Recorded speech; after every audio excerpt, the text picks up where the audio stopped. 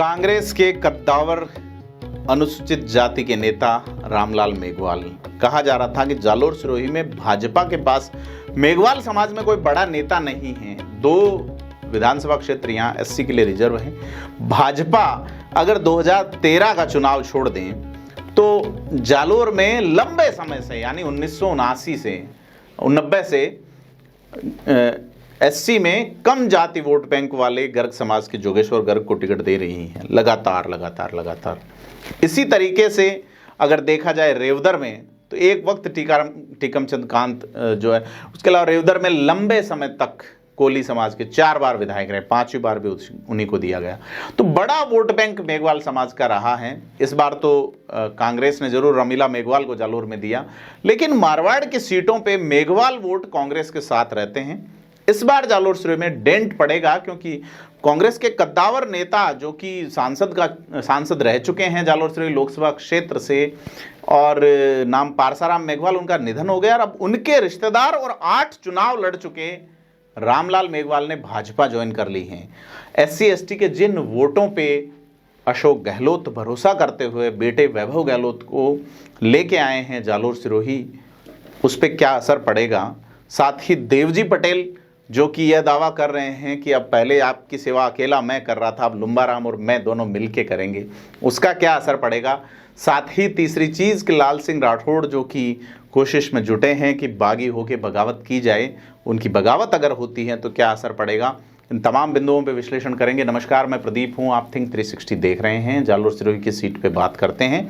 जालोर सिरोही की सीट पे जो बड़ी चीज़ नज़र आ रही है वो है कि वहाँ चुनाव लड़ने वाले प्रत्याशी वैभव गहलोत, जिनके लिए जाजम तरीके से जमाई गई और उनका आमद करवाई गई है, अब उनके सामने बड़ा जो उनके वोट मुंह में एक सेंध लग सकती है वो रामलाल मेघवाल हैं। रामलाल मेघवाल का ये भी कहना है कि 2018 में कांग्रेस की प्रत्याशी रह चुकी, पूर्व जिला प्रमुख रह चुकी श्रीमती मंजू मेघवाल भी उनके साथ हैं। उनका मान सम्मान नहीं हो रहा है। उनका सीधा सा आरोप अशोक गहलोत के सरमाएदार पुखराज पाराशर पे है कि पाराशर ने अशोक गहलोत को गुमराह किया और वैभव गहलोत को भेजा। रामलाल कह रहे हैं हमने 2019 में डिमांड की थी, अभी भी अगर अशोक गहलोत कूद आते हैं तो चुनाव जीत सकते थे। फिलहाल स्थिति में चुनाव जीतने वाले हालात नहीं हैं। रामलाल मेघवाल भाजपा में क्यों आए? लंबे समय तक कांग्रेस की राजनीति करने वाले रामलाल मेघवाल से एक इंटरव्यू हमारा पहले हुआ था 2023 के विधानसभा चुनाव के वक्त। उन्होंने कहा था कि हम बाहरी के खिलाफ हैं, यानी कि मैंने कहा आप 2018 में बागी नहीं लड़े, तो वो बोले तब बाहरी नहीं थी, मंजू थी। 2023 में लड़ रहे हैं क्योंकि वो रमीला मेघवाल को सांचौर जिले का बताते हुए बाहरी, सांचौर जो कि जालोर से अभी अभी अलग हुआ है, संगठन वही है जालोर। तो ऐसे में रामलाल का ये जो कहना कि बाहरी, ऐसे में वैभव गहलोत जोधपुर से आए हैं। रामलाल की पीड़ा है कि उन्हें पूछा नहीं गया। वो 3 दिन तक भाजपा ज्वाइन करने का इंतजार करते रहे लेकिन उन्हें पूछा नहीं गया। उनके सीधे से आरोप कांग्रेस के कद्दावर नेता पुखराज पाराशर पे लगते हैं। बड़े शिद्दत से वो आरोप लगाते हैं। पुखराज पाराशर मौन शांत रह के अपना काम करते हैं। हालांकि वोट पॉलिटिक्स में पुखराज पाराशर कभी नहीं रहे, संगठन की राजनीति में रहे हैं। यह तमाम चीजें हैं, लेकिन जालोर में अगर विरोध कांग्रेसी कर रहे हैं तो वो पुखराज पाराशर के नाम से ही कर रहे हैं। कांग्रेस के एससी मोर्चा के अध्यक्ष ने भी, जो अध्यक्ष रहे हैं एनएसयूआई से, सेवा दल से जुड़े हुए रहे, उन्होंने भी भाजपा ज्वाइन कर ली है। आज प्रदेश कार्यालय में जोगेश्वर गर्ग, जिनके सामने रामलाल मेघवाल चुनौती देते रहे, चुनाव लड़ते रहे, उनकी मौजूदगी में ज्वाइन की है। दीप सिंह धनानी राजपूत समाज के बड़े नेता हैं जालोर सिरोही के, जालोर जिले में उनकी अच्छी पकड़ है। उनके साथ में, उनकी मौजूदगी में भारतीय जनता पार्टी का दुपट्टा रामलाल मेघवाल ने पहन लिया और हमसे भी बात की। रामलाल मेघवाल के बेटे रमेश मेघवाल जो कि कांग्रेस के सदस्य रहे, सब ने, उनका ये कहना है कि उनकी उपेक्षा हो रही थी। तो मेघवाल समाज जो कि एक बड़ा वोट बैंक है और कांग्रेस की ओर झुका हुआ रहता है अक्सर। मटकी प्रकरण के बाद यहाँ पवनी देवी अलग तरीके से खड़ी हो गई। जालोर विधानसभा त्रिकोणीय चतुष्कोणीय सा मामला था। रामलाल मेघवाल बागी हुए, 4000 के आसपास वोट आए, लेकिन अब जो है वो स्थिति बदल चुकी है। तो जोगेश्वर गर्ग को अगर मेघवाल समाज का सहयोग मिलता है तो उनका एक बड़ा कद बनता है कि वो अब अगले चुनाव के लिए 73 के हो जाएंगे, अभी 68 के हैं। तो क्या अगला जो नेता हैं खास करके वो अब इस समाज से, जिसका एक बड़ा वोट बैंक है मारवाड़ में, अगर अपन ये सीट छोड़ दें, अगर बाड़मेर जिले में जो एससी के लिए रिजर्व सीट हैं, तो बाकी जगह मेघवाल को टिकट नहीं देती भाजपा, क्योंकि सोजत की सीट हैं वहाँ दमामी समाज से टिकट देते हैं, बिलाड़ा की सीट हैं तो गर्ग समाज से देते हैं, उसके अलावा आपका जो रेवदर हैं तो वहाँ कोली हैं। इस तरीके से एक तो समाज अक्सर कांग्रेस की ओर फ्लोट हो जाता था। अब जो है ये रामलाल मेघवाल डेंट देंगे, जिसमें अशोक गहलोत ने लगभग तमाम बड़े नेताओं को जयपुर बुलाया है और फोटोज भी डाले जा रहे हैं। तो रामलाल मेघवाल से बात हुई थी, वो बोले कि आप आज इनको यहाँ बुला रहे हो, आपको वहाँ जाके मिलना चाहिए। वो ये कह रहे हैं वैभव गहलोत वहाँ आए, उनसे मिले नहीं, उससे बात नहीं की, उन्हें इग्नोर किया गया। लिहाजा वो उम्र के इस पड़ाव में जहाँ वो 2 कैंसर से 2 बार जंग जीत के जीवन की आगे आए हैं, वो अब जो है भाजपा के साथ काम करेंगे। ये तमाम तरीके की बातें हमारे साथ हुई, लेकिन अब यह है कि कांग्रेस के लिए एक बड़ी चुनौती खड़ी हुई है।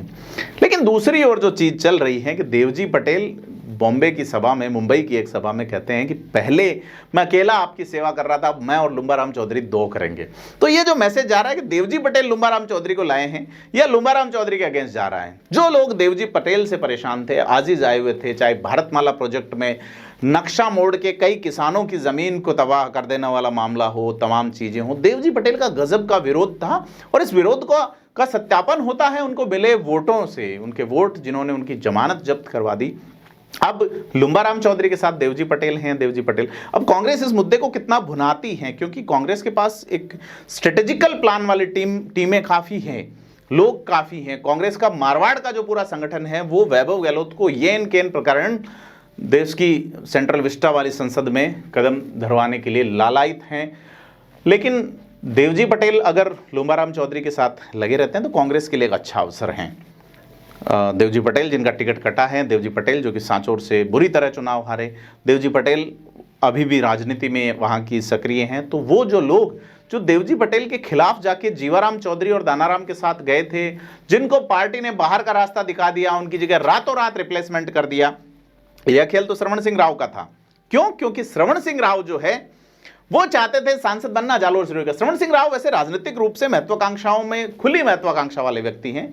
भाजपा में, कांग्रेस में, बसपा में, तमाम संगठनों से उनका राब्ता रहा है और अभी भाजपा में हैं, गोसेवक हैं, अच्छा काम करते हैं। लेकिन श्रवण सिंह राव ने कल भी विहीन जालोर वाला जो डायलॉग दिया था, 3-4 साल उसके लिए काम भी किया, लोग उनके साथ थे। लेकिन देवजी से जो नाराजगी थी, देवजी के हारने के बाद पार्टी से नाराजगी जरूर खत्म हुई बताई जाती है वहां। इधर जब देवजी पटेल की खिलाफत में कुछ लोग साथ गए जीवाराम चौधरी के या दानाराम के, तो तत्काल उनकी जगह रातों रात रिप्लेसमेंट, उन लोगों को मनाने का प्रयास नहीं किया गया, उनसे कोई कारण नहीं पूछा गया, तो तत्काल बर्खास्त की। जिस तरीके से सिरोही में सुरेश कोठारी ने मांगू सिंह बावली की कर दी, उसी तरीके से वहां जो रिप्लेसमेंट हुआ वो लोग बड़े आहत और आजिज आए हुए बैठे हैं कि हमारा मान सम्मान पूर्वक पार्टी में घर वापसी होगी या नहीं। उसी तरीके से जिस तरीके से चित्तौड़गढ़ में चंद्रभान सिंह आक्या के समर्थकों की हो रही है, तो सांचौर में यहाँ इन लोगों की क्यों नहीं हो, और इसके लिए प्रयास जो है वो क्या कर रहे हैं। और अगर देवजी पटेल ही इन प्रयासों के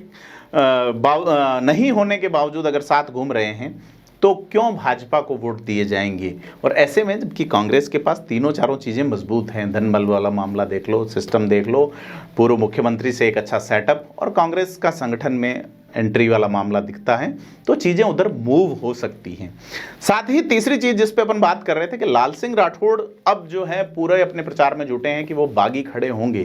राजपूत समाज को टिकट नहीं दिए जाने की बात पे और स्थानीय को नहीं दिए जाने की बात पे वो नाराज हैं कांग्रेस से, और ऐसा माना जा रहा है कि लाल सिंह राठौड़ एक बड़े स्तर पे कांग्रेस को डेंट दे सकते हैं। वो 5-6 साल से संगठन में सक्रिय थे।